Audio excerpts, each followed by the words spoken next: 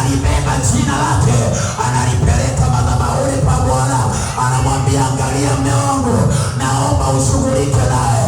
Kama nikiruka njia, atakaporuka tuwe kwenye moto, umuunguze kidogo, atarudi amenyoka. Wewe muombee, wala usimpe limbwata. Haleluya. Tuliokoka, limbwata yetu ni damu ya Yesu Kristo aliye hai. Bwana Yesu asifiwe sana. Bwana Yesu asifiwe sana.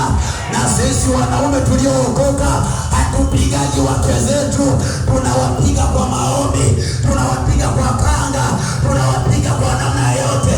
Haleluya. Haleluya. Usitafute msaada kwingine, msaada upo kwa Yesu peke yake.